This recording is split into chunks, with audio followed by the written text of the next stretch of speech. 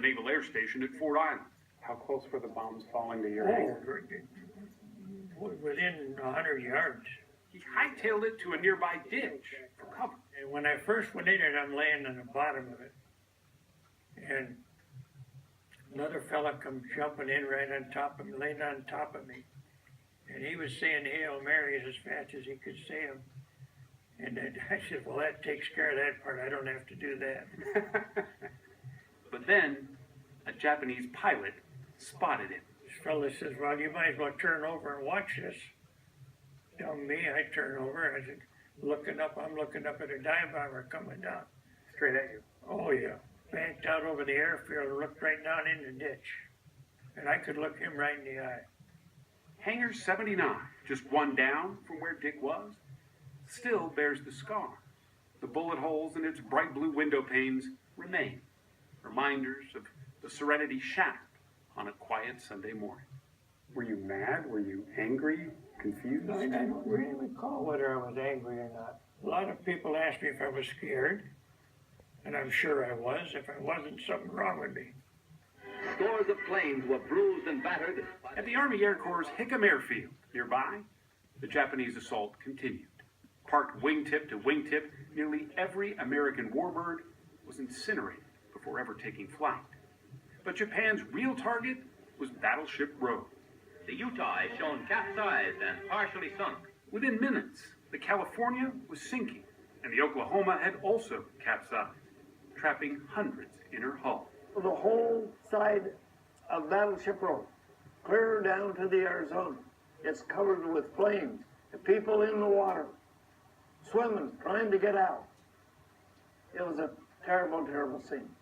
95-year-old Delton Wally was perched high in a patrol tower that day and saw it all unfold.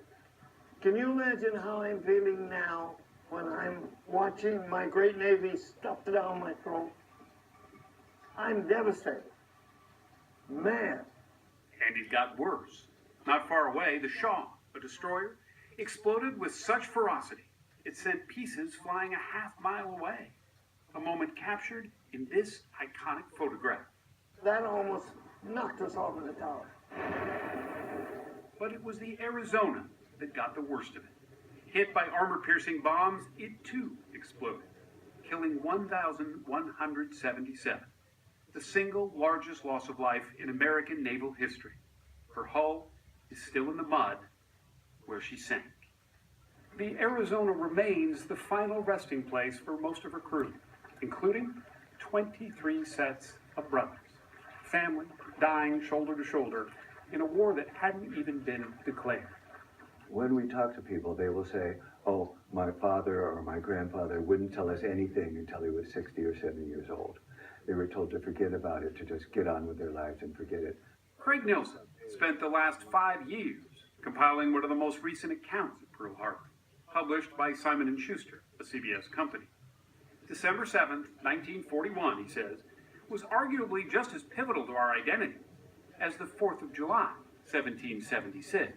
It completely transformed the United States. At that moment, we were 14th military power in the world behind Sweden. So it served really as a rallying cry. It made us put on our big boy pants and grow up and become a global leader. The U.S. did bounce back in double time. All but 3 of the ships damaged or sunk on December 7th were raised, repaired, and sailed again. In fact, by the end of the war, the U.S. had chased down and destroyed every Japanese aircraft carrier used to launch the attack. This is the greatest generation in the world. And we're down to a handful left. Thank you for your service. Wally, like most of the other 40,000 or so enlisted men on Oahu that day, was just a teenager back then.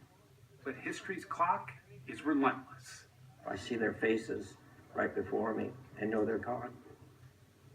Pearl Harbor's chief historian, Daniel Martinez, has worked here for 32 years, and with each passing anniversary, he worries the collective memory of December 7th is fading.